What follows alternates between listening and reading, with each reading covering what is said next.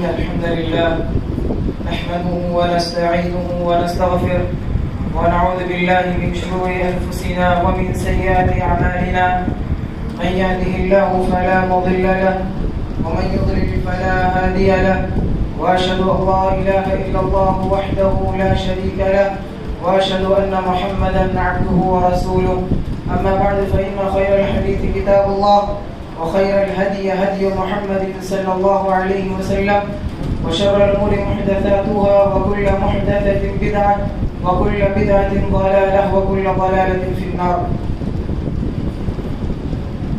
أعوذ بالله السميع العليم من الشيطان الرجيم. بسم الله الرحمن الرحيم. يا أيها الذين آمنوا اتقوا الله حق تقاته ولا تموتن إلا وأنتم مسلمون. يا أيها الناس اتقوا ربكم الذي خلقكم من نفس واحدة وخلق منها زوجها وبث منهما رجالا كثيرا ونساء واتقوا الله الذي تساءلون به والأرحام إن الله كان عليكم رقيبا. يا أيها الذين آمنوا اتقوا الله وقولوا قولا سديدا يصلح لكم أعمالكم ويغفر لكم ذنوبكم ومن يطع الله ورسوله فقد فاز فوزا عظيما.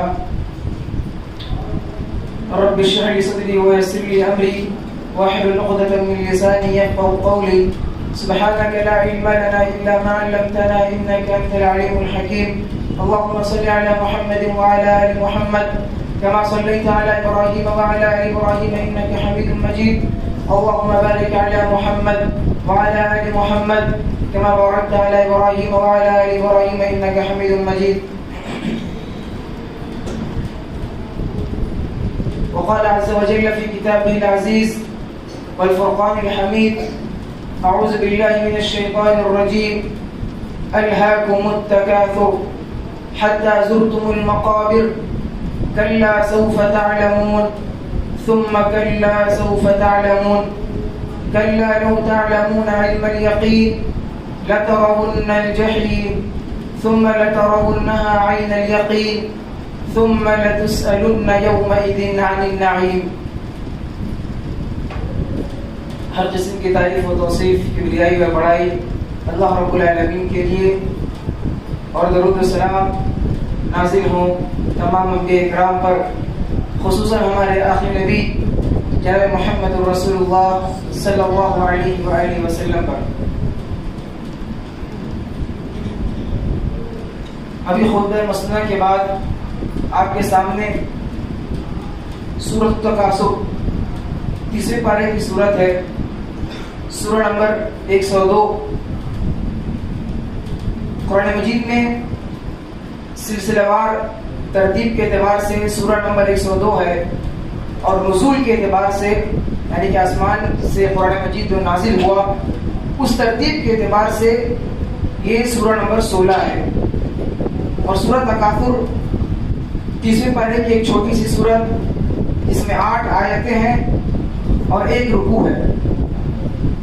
اور یہ سورت مکی ہے، یعنی مکہ کی زندگی میں یہ سورت نازل ہوئی.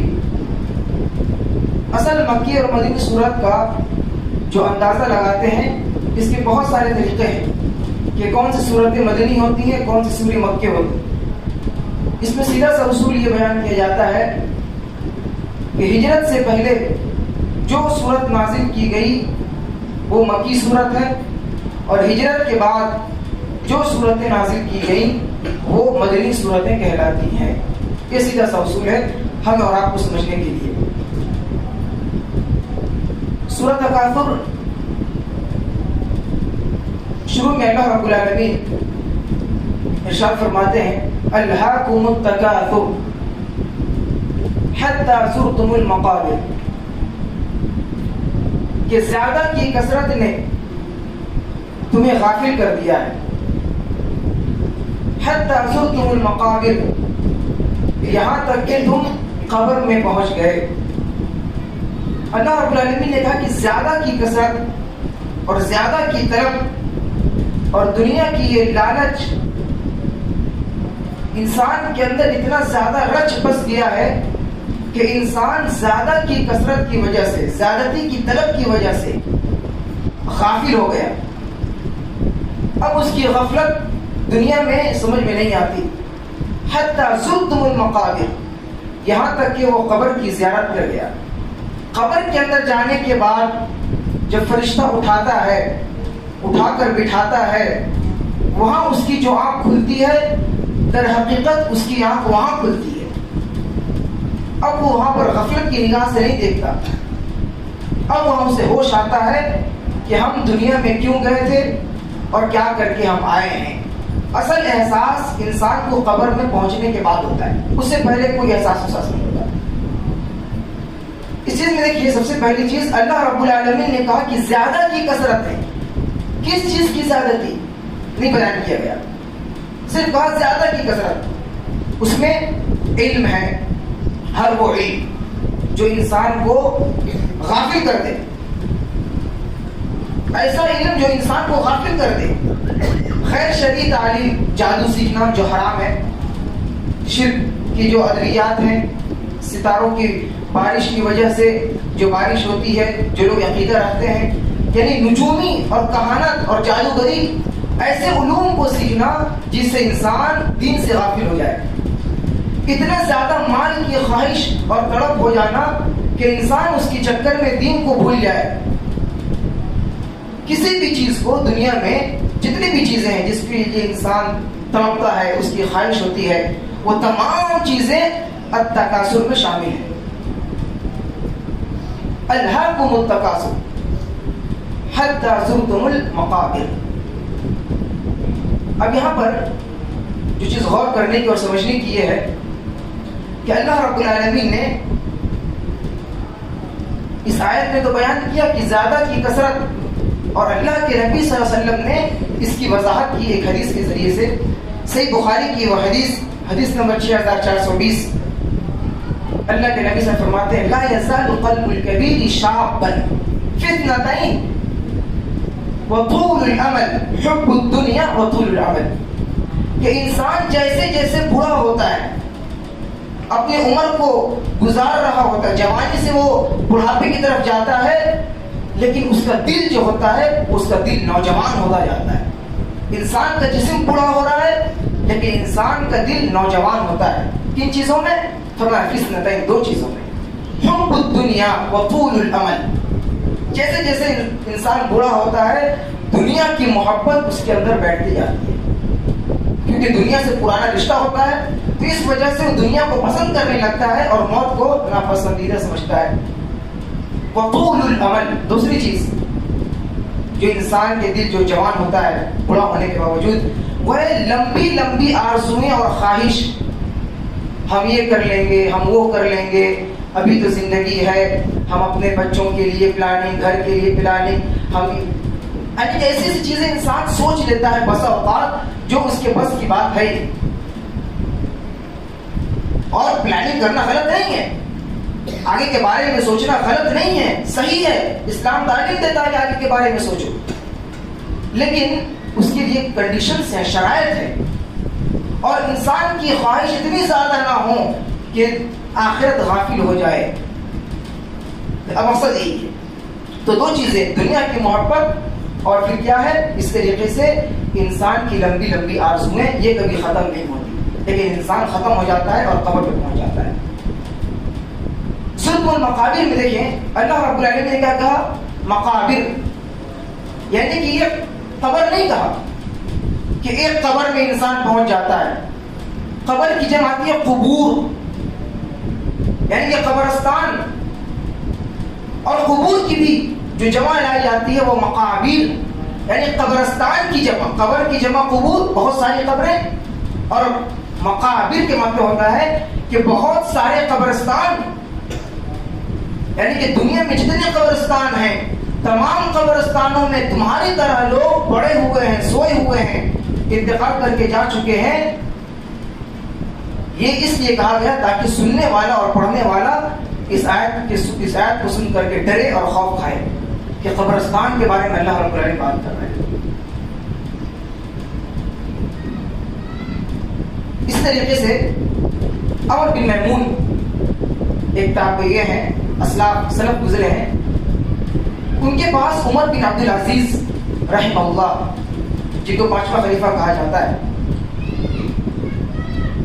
وہ کہتے ہیں عمر بن عبدالعزیز رحمہ اللہ عمر بن میمون سے کہ ما ارى القبر الا زیارہ، میں قبرستان کو اور قبر کو میں زیارت سمجھتا ہوں، ایک وزٹ جس کو کہتے ہیں، ایک سفر میں سمجھتا ہوں کہ مجھے وہاں جانا ہے. اور آگے فرمایا وَلَا بُدَّ لِلزَّائِرِ أَن يَرْجِعَ أَهْلُهُ، اور ہر وزٹ کرنے والا جہاں بھی وہ وزٹ کرتا ہے، سفر کرتا ہے، وہ واپس لوٹ کر اپنے گھر کی طرف ضرور آتا ہے. تو وہ کہتے ہیں میں قبر کو، قبرستان کو ایک وزٹ کے طور پر دیکھتا ہوں کہ آدمی وہاں جاتا ہے اور وہاں جانے کے بعد وہاں سے وہ لوٹے گا ضرور ایک لیکن اپنے گھر کی طرف، یعنی الجنہ والنار. نیک ہوگا تو جنت کی طرف لوٹے گا اور اگر برا ہوگا تو وہ جہنم کی طرف لوٹے گا. اس لیے قبرستان ایک زیارت ہے، ایک وزٹ ہے ہر مرنے والے کے لیے.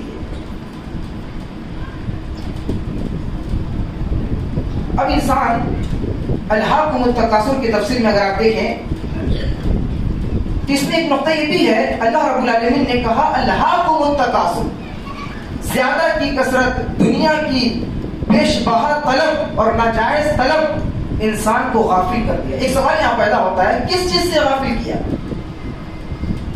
انسان غافل ہوا کس چیز سے غافل ہو گیا؟ کیا اس کو کرنا چاہیے تھا اور کیا کر رہا ہے؟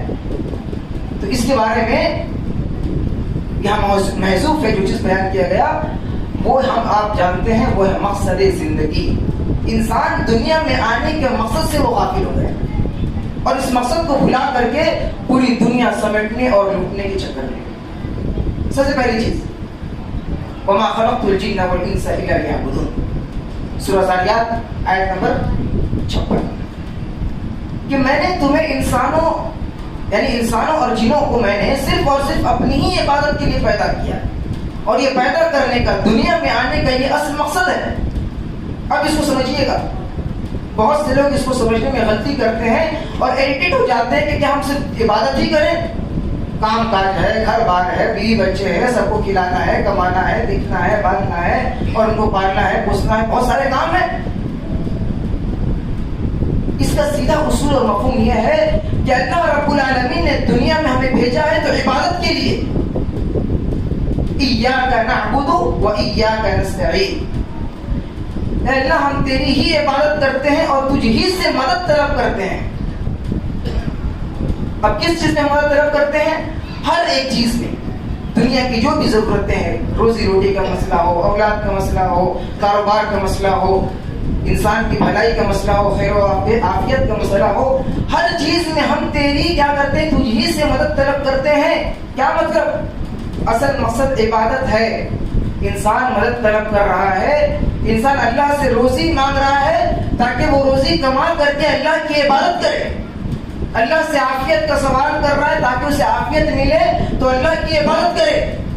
اللہ تعالیٰ اسے نیند دی ہے، نیند ایک نعمت دی ہے.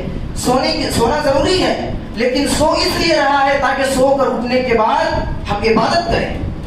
یعنی جو بھی انسان 24 گھنٹے میں کام کر رہا ہے، تمام کا مقصد یہ ہے کہ ہمیں یہ کام ہو جائے، گھر میں ہم کما کر دے دیں تاکہ عبادت کریں، گھر والے کی طرف سے کوئی پریشانی نہ ہو، سکون کے ساتھ عبادت کریں، سوئیں تاکہ عبادت کریں، کھائیں طاقت ہو تاکہ عبادت کریں، چلیں اور پھریں ہمارے اندر چستی طاقت پیدا ہو، اللہ رب العالمین کے دین کے لیے کام کریں. ہر ایک سیکنڈ انسان کی جو خواہش ہے، ضرورت ہے، ہر چیز کو اللہ تعالیٰ پورا کر دیتا ہے صرف اس لیے تاکہ میری عبادت کرے. تو ہمارا سونا اٹھنا بیٹھنا اگر مقصد یہ بن جائے کہ عبادت کے لیے ہم سو رہے ہیں، عبادت کرنے کے لیے کھا رہے ہیں، عبادت کرنے کے لیے کھلا رہے ہیں، عبادت کرنے کے لیے پلا رہے ہیں اور پی رہے ہیں، تو اس بنیاد پہ انسان کا کھانا پینا، سونا جاگنا، چلنا پھرنا، اٹھنا بیٹھنا، شادی بیاہ، ہر ایک چیز انسان کی عبادت بن جاتی ہے. یہ اصل مقصد ہے وما خلقت الجن والانس الا ليعبدون. اس کا مفہوم اصل یہی ہے. ورنہ انسان سمجھتا ہے کہ ہم دن بھر 5 وقت کی نماز پڑھ لیے، یہ عبادت ہو گیا بس، باقی دنیا کے کام میں ہم دھیان دیں گے. آپ نماز کے ساتھ ساتھ دنیا کی جو بھی کام کریں، اللہ رب العالمین تمام کاموں کو عبادت بنا دیتے ہیں. کب؟ اگر وہ اللہ اور اس کے رسول کے مطابق ہو.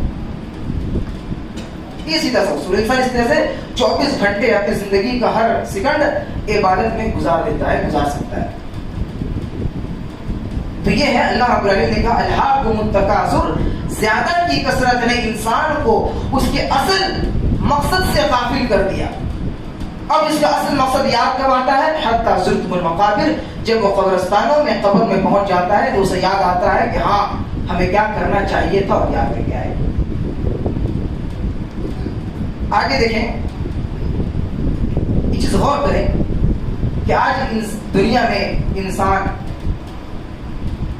کسی بھی دھرم سے کسی بھی ذات سے تعلق رکھنے والے ہیں، اور ہم سبھی کو پتا ہے کہ اسلام کے دشمن زیادہ ہیں، مسلمانوں کی دشمن زیادہ ہیں، اور اسلام اور مسلمانوں کے خلاف سازشیں زیادہ کی جاتی ہیں، ان کو اپنا نشانہ بنایا جاتا ہے. یہ ہر کوئی جانتا ہے کہ وہ مسلم ہو یا نہ مسلم ہو، یہ مسلم حقیقت ہے. آخر اس کا مقصد کیا ہے پتا؟ تاکہ مسلمان کی جو اصل ٹارگٹ ہے، مقصد ہے، وہ اس کو بھول جائیں اور دنیا کی مادی چیزوں میں جو چیز نظر آتی ہے، جو بینیفٹ نظر آتا ہے، اس چیز کے پیچھے آنکھ بند کر کے بھاگیں اور اصل مقصد کو بھول جائیں. اور یہ اصل مقصد ہمیں یاد کرنا ہے، یہ اصل مقصد یاد دلانا ہے. آپ دیکھیے، مادیت یعنی پیسے کمانے اور دنیا حاصل کرنے کے، جاب پانے کے کتنے طریقے ہیں. کوئی اپلیکیشن ڈاؤن لوڈ کر لو، اتنے اکاؤنٹ میں آپ کے پیسے آ جائے گا. کال سینٹر کھول لو، گھر بیٹھے راتوں رات ارب پتی کروڑ پتی بن جاؤ گے. فلاں ڈریم 11 میں کوئی ٹیم بنا رہا ہے تاکہ راتوں رات امیر ہو جائے. یعنی کہ شارٹ کٹ ایسی چیزیں انسان کے لیے دی جا رہی ہیں، چاہے مسلمانوں کے نان مسلم ہو. پوری دنیا کو ایک مادیت کے پیچھے پیسہ کمانے اور اپنے اس کے ہوس کی شکار بنانے میں پوری دنیا کو لگایا جا رہا ہے تاکہ انسان اسی میں کھپ جائے. میں چھوٹی مثال دیا کچھ چیزیں جاننے کے بعد، اور ہم سے بہتر آپ لوگ جانتے ہیں کہ دنیا اور پیسہ کمانے کے لیے کتنے آسان طریقے ہیں. گھر بیٹھے بیٹھے لاکھ پتی اور ارب پتی بن جاتے ہیں. لیکن ہمیں اس کا احساس نہیں ہوتا کہ ہم جو کما رہے ہیں، جو اپلیکیشن ہم ڈاؤن لوڈ کر رہے ہیں، یہ کس کا بنایا ہوا، کس کا ایجاد کیا ہوا.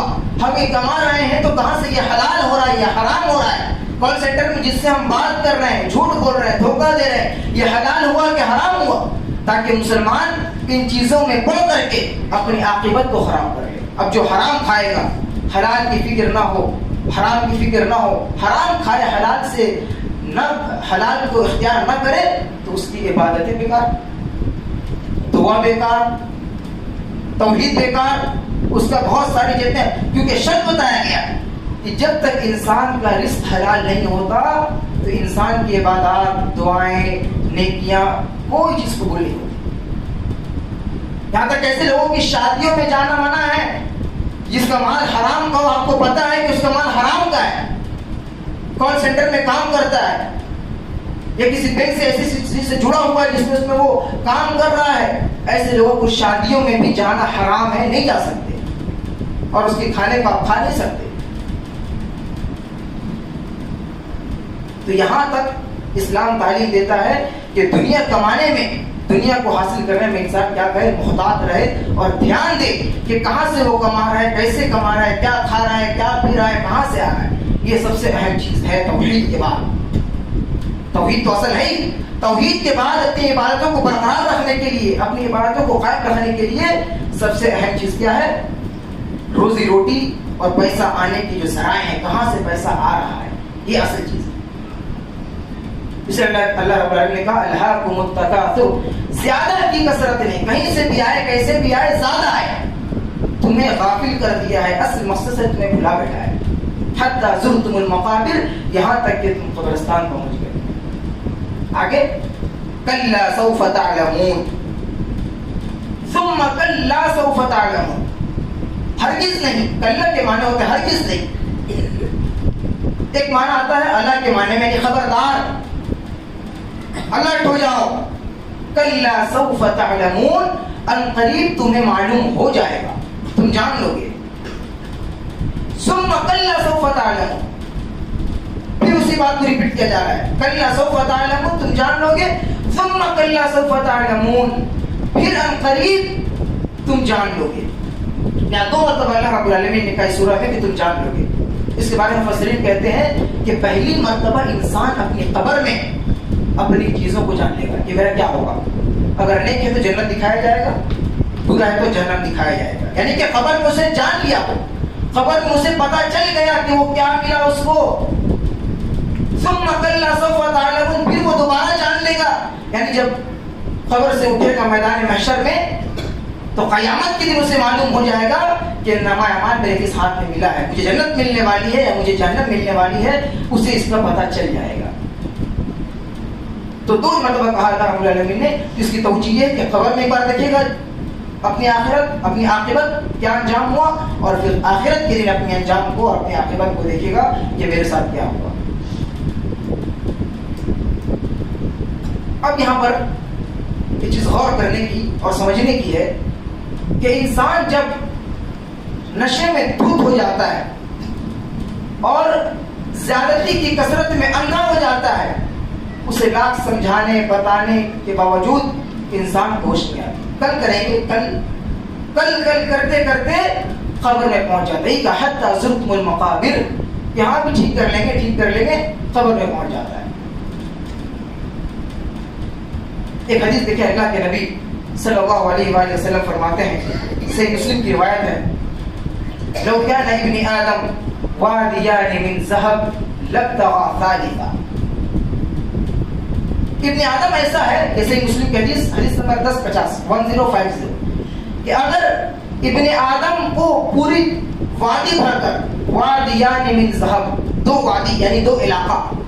اب علاقے کی تفسیر میں کیا ہے کہ 2 بڑے بڑے پہاڑ, جو پہاڑ ہوتے ہیں 5 کلومیٹر 10 کلومیٹر پھیلی ہوئی, تو ان بڑے بڑے پہاڑ کو وادی کہا جاتا ہے, یا پھر اس کے علاقے جو ہوتے ہیں خلا, اس کو بھی وادی کہا جاتا ہے, یا پھر 2 علاقے, بہت ساری تفسیر کی گئی ہیں وادیان کے. تو اگر ابن آدم کو, انسان کو 2 پہاڑ کے مانند سونا مل جائے, 2 بستی بھر کر کے سونا کا پہاڑ مل جائے, لابتغى ثالثا, وہ تیسری پہاڑ کی تلاش میں نکلے گا کہ تیسرا پہاڑ ہمیں سونے کا اور مل جائے. تیسرا مل جائے گا, پھر چوتھے کی تلاش میں نکلے گا. یعنی کہ یہ زیادتی کی کثرت انسان کی ختم نہیں ہوگی. کب ختم ہوگی؟ وَلَا يَمْلَأُ جَوْفَ ابْنِ آدَمَ إِلَّا التُّرَابُ, اور آدمی اپنی قبر کی مٹی سے جب اس کا پیٹ بھر جائے, یعنی کہ پورا جسم سڑ کر گیا اور پیٹ کے اندر اس کی مٹی بھر گئی, تب جا کر کے انسان کی جو تڑپ ہے, خواہش ہے زیادتی کی, وہ قبر میں جا کر کے بھر جاتی ہے, پیٹ اس کا بھر جاتا ہے. لیکن دنیا میں جب تک زندہ ہے, آنکھ کھلے ہیں, سانس میں سانس جاری ہے, وہ بوڑھا ہو جائے, کتنی عمر ہو جائے, اس کی خواہش ہوگی کہ ہم سونے کے پہاڑ 1 2 3 4 5 10 مل جائے تو 12 کو لینے کی کوشش کرے گا. یہ کیا ہے؟ وادیان من ذهب, سونے کے پہاڑ بھی مل جائے تو انسان کیا کرے گا, اور زیادہ کی خواہش کرے گا. اس کے علاوہ ایک اور حدیث دیکھیں, اللہ کے نبی صلی اللہ علیہ وسلم فرماتے ہیں کہ اللہ تعالیٰ فرماتا ہے, یقول ابن آدم, کہ ابن آدم کہتا ہے, انسان جب اس کے پاس مال آ جائے زیادہ کثرت سے, ہر ایک چیز, کوئی بھی چیز آ جائے, تو کیا کہتا ہے؟ مالی مالی, کہ میرا مال میرا مال میرا مال. وَإِنَّمَا مَالُكَ إِلَّا مَا أَكَلَ فَأَفْنَى أَوْ لَبِسَ فَأَبْلَى أَوْ تَصَدَّقَ فَأَغْضَى. یعنی انسان کہتا ہے, ابن آدم کہتا ہے کہ میرا مال میرا مال میرا مال. اس کا مال تو صرف وہی ہے جو اس نے کھا کر کے پچا لیا, کھا کر کے جو ہضم کر لیا, وہ اس کا مال تھا. أَوْ لَبِسَ فَأَبْلَى, اور جو کپڑے اس نے پہن کر کے بوسیدہ کر دیے, کپڑا پھٹ گیا, ریجیکٹ ہو گیا, وہ اس کا کپڑا تھا, اس کا کپڑا اس کا مال تھا. اور تیسری چیز, او تصدق فقضا, اور جو صدقہ و خیرات کر کے اللہ رب العالمین کے پاس اپنے مال کو جمع کروا لیا, یہ اس کا مال ہے. اس کا کیا فرمایا؟ فذاهب وما سوى ذلك فذاهب وتارك للناس. اور اس کے علاوہ جتنی چیزیں ہیں وہ چلی جائیں گی, واپس ہو جائیں گی. وتارك للناس, اور لوگوں کے لیے انسان وہ چھوڑ کر کے وہ چلا جاتا ہے, وہ اس کا مال نہیں ہوتا. یہ بھی صحیح مسلم کی روایت ہے, حدیث نمبر 2959 کے اندر یہ حدیث موجود ہے. اب دیکھیں, انسان چھوڑ کر چلا جاتا ہے, اور انسان جب چھوڑ کر کے جاتا ہے قبر کی طرف, تو اس کے بارے میں بھی ایک حدیث کہ قبر میں انسان جاتا ہے تو کیا لے کر جاتا ہے؟ ہم اور آپ سب جانتے ہیں، لیکن میں دہرا رہا ہوں، یاد دہانی کرا رہا ہوں۔ اصل مقصد کی طرف ہم واپس اس کو اپنے ذہن میں ہم لائیں۔ یتبع المیت ثلاثہ، کہ میت جب گھر سے نکلتا ہے اور اپنے قبر کی طرف اسے لے جایا جاتا ہے تو اس کے ساتھ 3 چیزیں جاتی ہیں۔ یتبع المیت ثلاثہ، یتبع اہلہ ومالہ وعملہ، انسان کا اپنا مال اور اس کے اہل خانہ، خاندان، اور تیسرا اس کا عمل، یہ 3 چیزیں میت کے ساتھ جاتی ہیں۔ اور انسان جب مرتا ہے تو اس کا جسم ختم، جسم ساتھ دینا بند ہو جاتا ہے، اور پھر اس کے بعد قبر تک 3 چیزیں گئیں، مال، اہل و عیال اور اعمال۔ فَيَرْجِعُ اثْنَانِ وَيَبْقَى وَاحِدٌ، اور انسان میت کے وہاں سے 2 چیزیں لوٹ آتی ہیں، یعنی انسان کے پاس جو مال تھا، دولت تھا، بیٹے کی شکل میں یا بیٹے کے جیب میں جو پیسہ تھا وہ ساتھ گیا تھا قبرستان تک، لیکن اس کا مال بھی واپس آ گیا، اس کے بیٹوں کے ساتھ، اس کے گھر والوں اور خاندان کے ساتھ مال بھی واپس، اور اس کا گھر والے، اس کے خاندان وہ بھی واپس۔ وَيَبْقَى وَاحِدٌ، اور ایک چیز اس کے پاس باقی رہ جاتا ہے، وہ ہے اس کا عمل۔ اب عمل ہے اور وہ ہے، اب انسان جب وہاں سے لوٹ کر آ جاتا ہے تو بس وہ جانے، اس کے اعمال جانے، ہمیں اس بات کا احساس بھی نہیں ہوتا کہ اگر ہمارے گھر کے کسی افراد کا انتقال ہو گیا اور اگر ہم دفن کر کے واپس آ رہے ہیں، گھر پہنچ گئے ہیں، 1-2 دن تک رو لیے، تھوڑا منہ بنا لیے، اور تیسرے دن سے وہی چہرے پہ ہنسی، وہی رنگت، وہی دنیا کی زیادتی کی کثرت میں ہم ڈوب جاتے ہیں، اور یہ 1-2 دن تک احساس ہوتا ہے کہ ہاں قبر ہم نے دیکھا ہے، اپنے ہاتھ سے اپنے گھر والے کی ہم نے تدفین کی ہے، اور یہ ڈر، یہ خوف انسان کے کچھ لمحے تک، کچھ دنوں تک رہتا ہے۔ اس کے بعد سے پھر وہ رنگینی، وہ ہنسی، وہ عیاشی، وہ دنیا کی اکثریت اور کثرت کی طلب میں پھنس جانا، انسان پھر وہی زندگی، پھر وہی رنگی اور تمام چیزیں بے ڈنگی کے ساتھ چلتی ہے۔ اب وہ جو قبر میں پہنچا ہے اس کے ساتھ اس کا اعمال ہے۔ انسان کا معاملہ یہ تھا کہ وہ دنیا میں تھا اور دنیا کے اندر اس کی زیادتی کی کثرت نے لے ڈوبا، پوری دنیا کمایا، جہاں سے چاہا وہاں سے کمایا، بڑے بڑے آفرز ملے، ہر جگہ سے آفرز ملے، ہر جگہ سے پیسے آئے، اور پیسے اگر کم پڑ گئے تو قرضہ بھی لیا، 1,00,000 10 لاکھ 50 لاکھ کے قرضے بھی لیے، لیکن اس کا مقصد یہ تھا کہ میرا گھر بن جائے،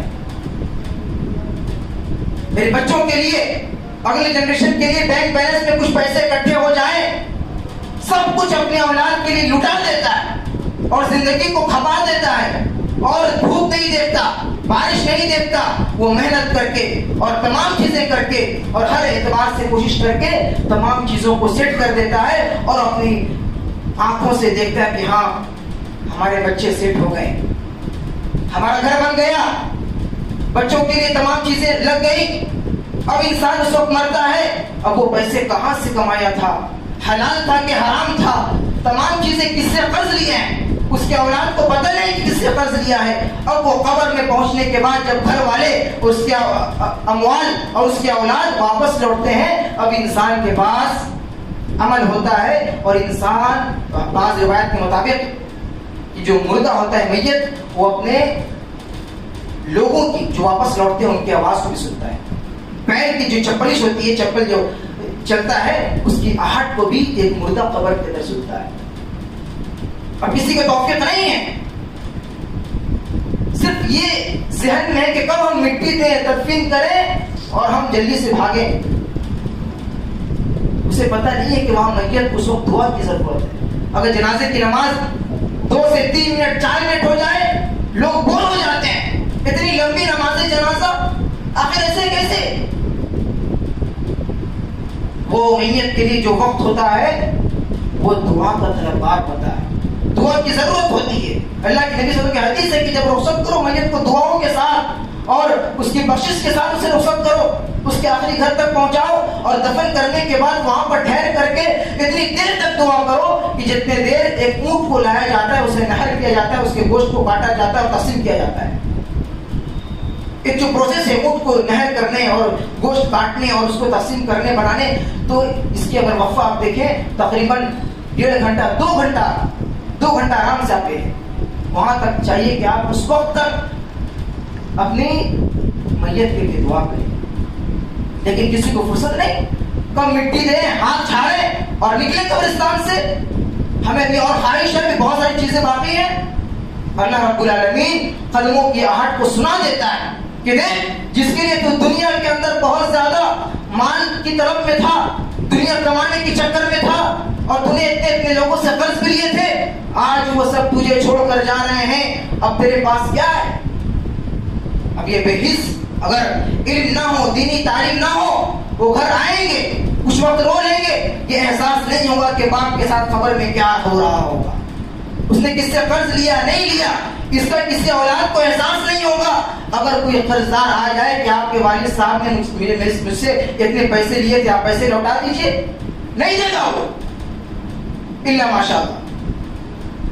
یہاں تک کے معاملات ہیں کہ انسان کو، اولاد کو، لوگوں کو اپنے باپ کے لیے ہاتھ اٹھا کر دعا کرنے کی فرصت اور وقت نہیں ہے کہ میرا باپ ابھی قبر میں گیا ہے، اس کے لیے ہم دعا کر لیں. پوری دنیا ہم دے کر گئے اپنے بچوں کو، گھر بھی بنا کر کے دیا، بینک بیلنس اکٹھا کر کے دیے اور شادیاں کر کے دی، تو پوری دنیا سیٹ کر کے ہم گئے ہیں. لیکن ہمارے بچے کو ایک وقت نماز میں ہمارے لیے ہاتھ اٹھا کر کے دعا نہ کر سکے، ہمارا بچہ، ہماری اولاد بیکار ہے اس زندگی پر، بیکار ہے اس دنیا تلوی پر، بیکار ہے اس تعلیم پر جو آپ کے لیے، آپ کی مغفرت کے لیے، آپ کو اولاد آپ کے لیے دعا نہ کر سکیں اور آپ کو جنت کے دلانے کے لیے سہارا نہ بن سکیں. آپ نے کیا کیا؟ دنیا دیا تو دیا، کچھ نہیں دیا.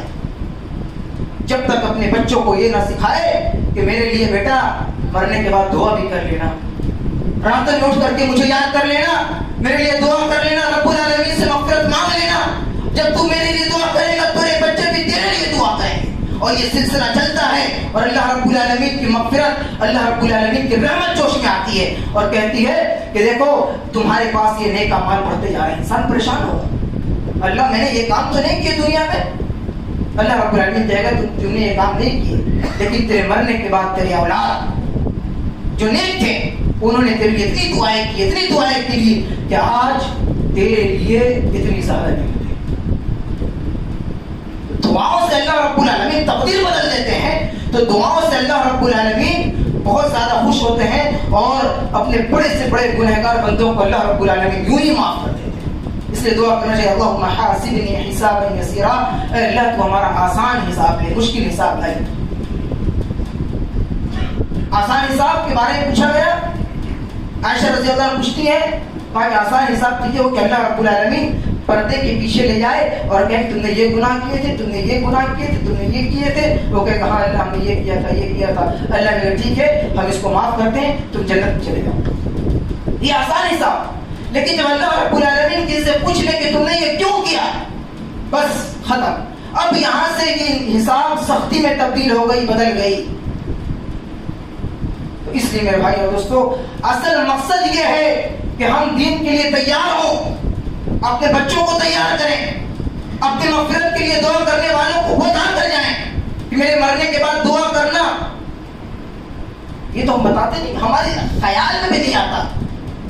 موقع ملے گا کسی کو کوئی پڑھ لے گا تو کبھی کر دے گا تو کر دے گا، ورنہ کون کس کے لیے دعا کرتا ہے؟ زندگی میں کوئی نہیں پوچھتا تو مرنے کے بعد کیا پوچھے گا؟ اور یہ فیکٹ ہے، حقیقت ہے. جی ہاں، اسی لیے ہم اور آپ جب تک زندہ ہیں اس بارے میں خیال کرنا چاہیے. اور دیکھیں آگے اللہ رب العالمین نے فرمایا کلا سوف تعلمون ثم کلا سوف تعلمون. تم جان لو گے، یعنی قبر کے اندر پتہ چل جائے گا کہ جو زیادتی کی کثرت تھی تمہاری وہ کتنی اچھی تھی اور کتنی بری تھی. پھر قیامت میں تمہیں پتہ چل جائے گا لترون الجحیم ثم لترونها عین الیقین. پھر تم اپنی آنکھوں سے جہنم کو، پھر تم جہنم کو دیکھ لو گے. ثم لترونها عین الیقین، یعنی کہ قبر میں دیکھا، پھر قیامت کے دن بھی لترونها عین الیقین، اپنی آنکھوں سے جو حقیقی آنکھ ہے، عین کہتے ہیں آنکھ کو اور یقین کہتے ہیں پختگی کے ساتھ. سچائی کے ساتھ، تو اپنی آنکھوں سے حقیقت میں جہنم کو دیکھ لو گے. ثم لتسألن يومئذ عن النعيم، یہ آخری آیت. ثم لتسألن، پھر تم سے ضرور بھی ضرور پوچھا جائے گا، یومئذ اس دن، عن النعیم، ان نعمتوں کے بارے میں جو اللہ رب العالمین نے تمہیں دی تھی. اتنے ڈرانے کے بعد اللہ رب العالمین توجہ دلانے کے بعد پھر احساس دلا رہے ہیں کہ جو نعمتیں تمہیں ملی ہیں، اگر تم زیادتی کی کثرت میں کمائے ہو، لیے ہو، تو اس لینے کے بعد اگر حق حلال کے ساتھ صحیح روزی روٹی اور حلال کی روزی روٹی اگر کمائے ہو، زیادہ کمائے ہو، لیکن حلال ہے، سورس صحیح ہے اور طریقہ صحیح تھا تمہارے کمانے کا، تو بھی خاموش نہیں، بس نہیں ہے. اس جو طریقہ تمہارا اچھا تھا اس کے بارے میں بھی تم سے پوچھا جائے گا. جو برا طریقے سے کمایا اس کا معاملہ الگ، لیکن جو اچھے طریقے سے حلال حرام دیکھ کر کمایا، لتسألن، اس سے بھی قیامت کے دن پوچھا جائے گا ان نعمتوں کے بارے میں. تو دیکھیے ہمارا ہر ایک چیز میسر ہے، پہننے کے لیے کپڑے ہیں، اور ٹھنڈی کے موسم میں اچھے اچھے چادرز ہیں اور بلینکٹس ہیں. صحابہ کرام رضوان اللہ علیہم اجمعین کے زمانے کو دیکھیے، میت کو پہنانے کے لیے کفن میں نہیں ہوا کرتے تھے. کفن تھا تو چھوٹا پڑ جاتا تھا، اگر سر ڈھانپتے تو پیر کھل جاتا، پیر ڈھانپتے تو سر کھل جاتا تھا. یہ ماحول تھا صحابہ کرام کا. اب وہ ٹھنڈی کے موسم ہو، گرمی کا موسم ہو، کوئی بھی موسم ہو، تمام چیزوں کو جھیلنا، یہ تو بات ہے، سمجھ میں آ رہا ہے. لیکن ایک واقعہ دیکھیے، میں آپ کے سامنے بیان کروں. صحیح مسلم کی حدیث نمبر 5313. اللہ کے نبی صلی اللہ علیہ وسلم ایک مرتبہ اپنے گھر سے نکلے. جب باہر نکلے تو دیکھا کہ باہر ابو بکر صدیق اور عمر فاروق رضی اللہ عنہ دونوں باہر ہیں. عند الظہیرہ، حدیث کے الفاظ ہے عند الظہیرہ، یعنی ظہر کے وقت اللہ کے نبی صلی اللہ علیہ وسلم ظہر کے بعد باہر نکلے، اور ابو بکر صدیق اور عمر فاروق رضی اللہ عنہما یہ دونوں بھی باہر نکلے ہوئے تھے پہلے سے.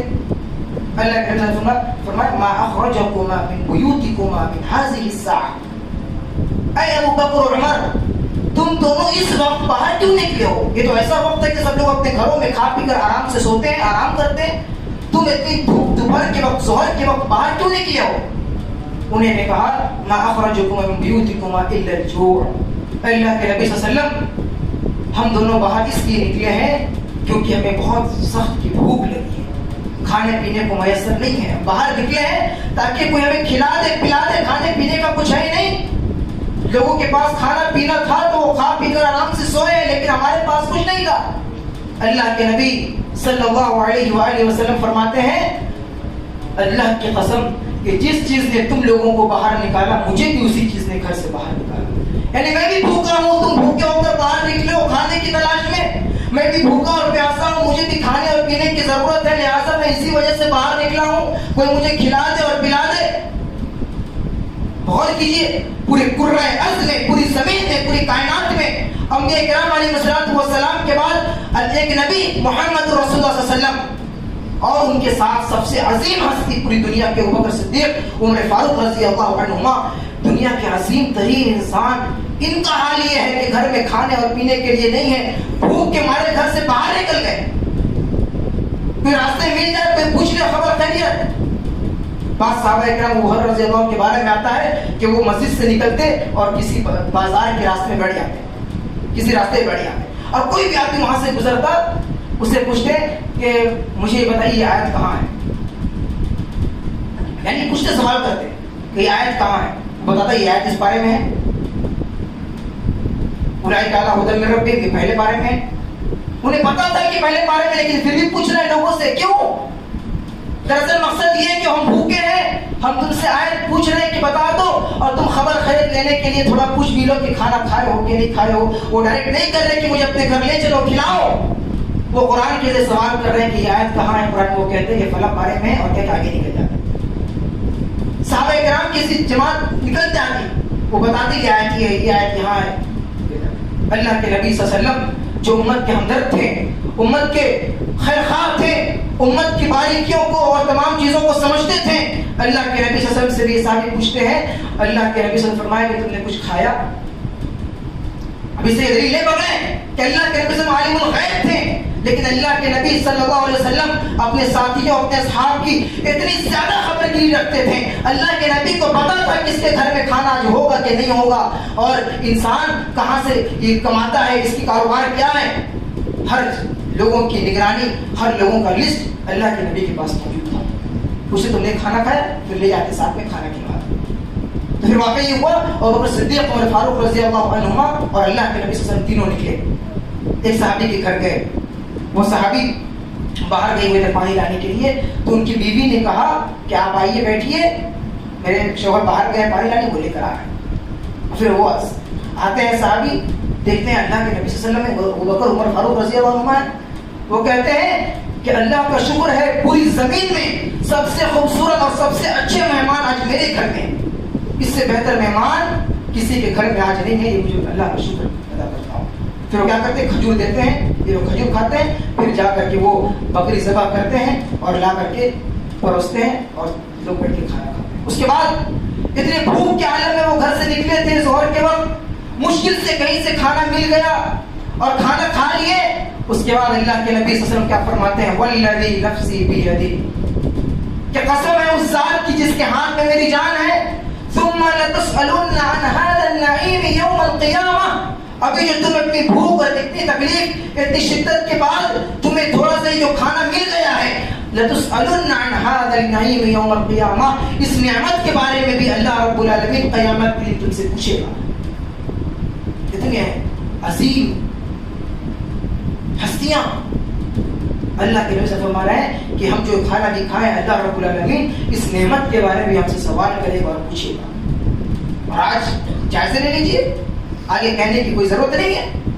ہمارے پاس کھانا ہے، کھا رہے ہیں، پی رہے ہیں، اور ہماری مقصد صرف یہ ہے کہ ہماری لائف اور زندگی سیٹ ہو جائے بس. یہاں غریبوں کا حقوق ہے، اس کے علاوہ معاشرے میں جو پریشان حال ہیں ان کی خبر گیری کرنے کا ہے، ان تمام چیزوں کا خیال کرنا ہے. اس کے لیے اللہ رب العالمین نے ہمیں دیا ہے. تو یہ چیزیں ہمیں غور کرنا ہے. یہ سورۃ تکاثر تھی جس کے اندر 8 آیتیں تھیں. میں مختصر انداز میں اس کی کچھ تفسیر آپ کے سامنے رکھی ہے، بیان کی ہے. اللہ رب العالمین سے مخیر میں دعا کرتے ہیں کہ رب العالمین جب تک ہمیں اس دنیا میں رکھے ایمان پر رکھے، اور ہمارا خاتمہ ہو تو ایمان پر خاتمہ ہو. اللہ رب العالمین ہمیں زیادہ کی کثرت میں جو بھی چیز اللہ رب العالمین دے، اللہ رب العالمین حق حلال اور صحیح طریقے سے ہمیں عطا فرمائے. رب العالمین ہمیں اصل مقصد کی طرف اٹھنے اور جاگنے اور اس کو سمجھنے کی توفیق عطا فرمائے. ہمیں جو بیمار ہے اللہ تعالیٰ ہمیں شفا کامل عاجلہ عطا فرما دے.